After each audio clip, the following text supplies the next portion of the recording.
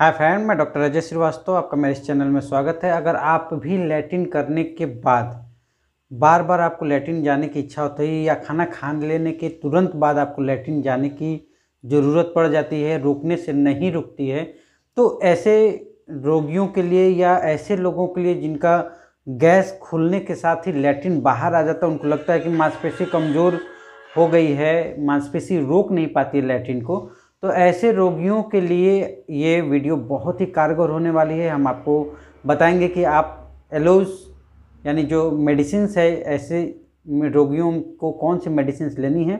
तो आज हम बात कर रहे हैं एलोसोकोट्रिना की, होम्योपैथिक मेडिसिन जो लैट्रिन को रोकने की सबसे सुपर मेडिसिन है, खास करके तब जब मांसपेशियों में शिथिलता आ जाती है।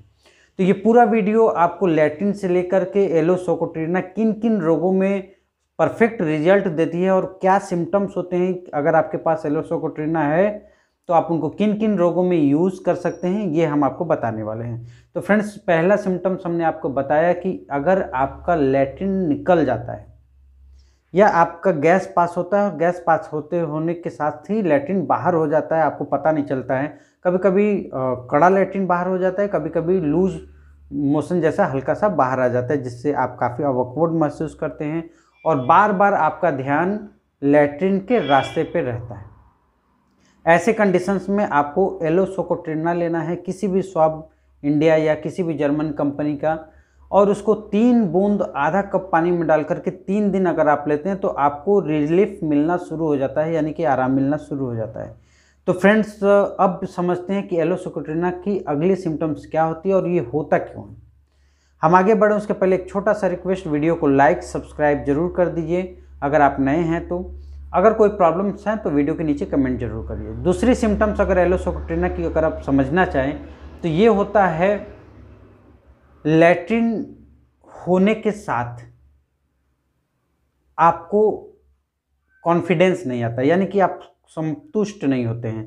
आपने सुना होगा नक्स वोमिका में भी ऐसा होता है कि पेशेंट बार बार लैट्रिन जाने की इच्छा करता है, और एलोसोकोट्रिना का भी पेशेंट बार बार लैट्रिन जाता है। अगर आप हमसे पूछेंगे कि तब हम नक्स क्यों नहीं ले सकते हैं, एलोसोकोट्रिना क्यों ले सकते हैं, तो नक्स के लिए भी मैंने वीडियो बनाया है। नक्स और एलोस में क्या अंतर है ये हम आज आपको बताएंगे, इसलिए ये ज़रूरी है समझना। तो एलोसोकोट्रिना में होता क्या है कि खाना खाने के तुरंत बाद आपको लैट्रिन जाना पड़ता है। अगर आप भी खाना खाते हैं और तुरंत लैट्रिन जाने की इच्छा होने लगती है तो आपको एलोसोकोट्रिना लेना है। 30 पोटेंसी में 4 बूंद आधा कप पानी में डालकर 2 से 3 दिन लीजिएगा, चौथे दिन से आपको रिलीफ होना शुरू हो जाता है। लेकिन हम बात कर रहे थे नक्स की। नक्स का पेशेंट और एलोसोकोट्रिना का पेशेंट में अंतर बस यही है कि एलोसोकोट्रिना का पेशेंट शिथिल होती है, यानी इसकी छोटा intestine, large intestine, small intestine और लार्ज इंटेस्टाइन कम एक्टिव होती है, शिथिल हो जाती है, जिससे लैट्रिन बाहर आ जाता है। नक्स वोमिका में क्या होता है, शिथिलता नहीं होती है, एक्टिविटी ही नहीं होती है इंटेस्टाइन की, जिसके वजह से स्टूल थोड़ा थोड़ा करके पास होता है। इसलिए अगर आपको अंतर करना हो एलोसोकोट्रिना और नक्स वोमिका में तो आप इजीली इसको डिफ्रेंशिएट कर सकते हैं कि आप नक्स के पेशेंट हैं या एलोसोकोट्रिना का पेशेंट है। एलोसोकोट्रिना का पेशेंट को लैट्रिन रोक नहीं सकता है, नक्स का पेशेंट को लैट्रिन लगता है, प्रेशर होता है, जाता है, लेकिन कंप्लीट नहीं होता है। ये एक सिंपल सा आसान है। दूसरी अगर आप इसको बात को समझना चाहें तो एलोसोकोट्रिना का पेशेंट को लैट्रिन कड़ा होने के साथ साथ ईजिली बाहर हो जाता है।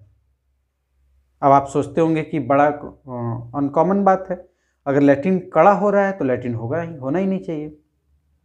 लेकिन कुछ इस तरह की डिसेंट्री की कंडीशंस होती है जिसमें लैट्रिन मल कड़ा होता है लेकिन कई बार हो जाता है, यहाँ तक कि पैंट में भी बच्चा कभी कभी कर देता है और उसको महसूस नहीं होता है, महसूस होता है लेकिन वो रोक नहीं पाता है। इस तरह की स्फिंक्टर एनी यानी कि पैखाने के रास्ते की कमजोरी के लिए एलोसोकोट्रिना बहुत ही सुपर मेडिसिन है, और आप एलोसोकोट्रिना के माध्यम से लैट्रिन के रास्ते को मजबूत कर सकते हैं और ये रिजल्ट देती है। आप इसको 2 से 3 दिन यूज़ करेंगे तो आपको समझ में आने लगेगा कि ये मेडिसिन कहाँ रिजल्ट दे रही है और क्या इसके परफेक्ट सिम्टम्स हो सकते हैं।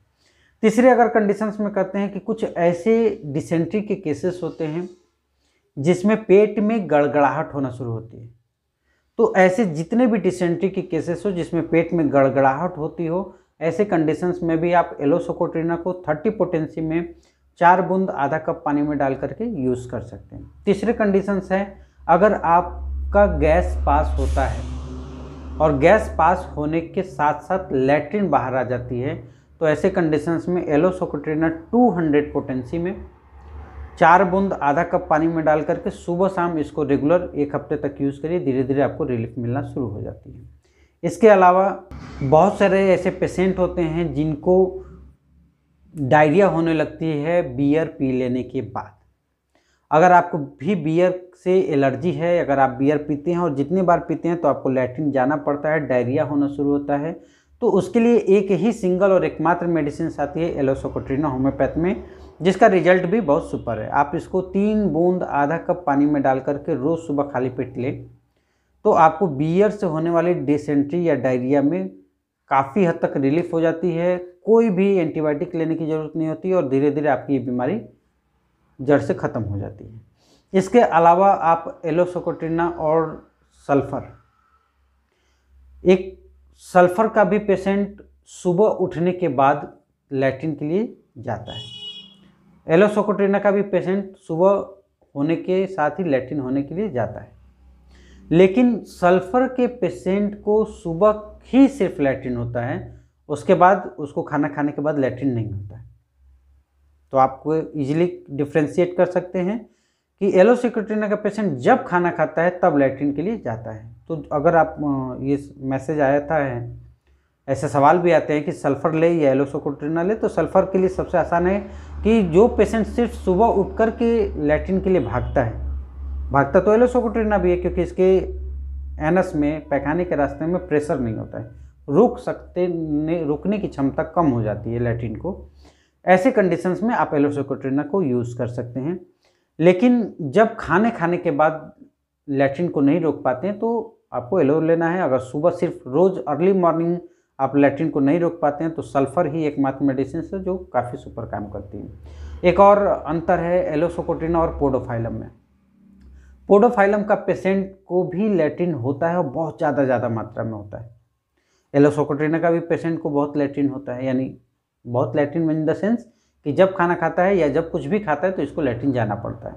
ये डायरिया नहीं है, दोनों में अंतर है। यही आपको खूबसूरती, अगर आप एलोसोकोट्रिना यानी होम्योपैथिक मेडिसिन की फ़ायदा लेना चाहते हैं और सुपर रिजल्ट एलोपैथ के जैसा रिजल्ट लेना चाहते हैं तो एक बार सिम्टम्स पे ज़रूर गौर करिए। एलोसोकोट्रिना का पेशेंट को आप बियर की डायरिया में भी यूज़ कर सकते हैं, और इसके साथ साथ अगर डायरिया के साथ यानी कि लैट्रिन के रास्ते की एनस की कमजोरी के साथ साथ अगर लीवर वीक है तो आप एलोसोकोट्रिना को यूज़ कर सकते हैं। ये काफ़ी हद तक रिलीफ देती है। तो आशा करते हैं फ्रेंड्स आपको ये वीडियो ज़रूर पसंद आएगी। वीडियो को लाइक सब्सक्राइब जरूर करें। अगर कोई भी प्रॉब्लम्स होता है तो वीडियो के नीचे कमेंट जरूर करें। Thanks a lot.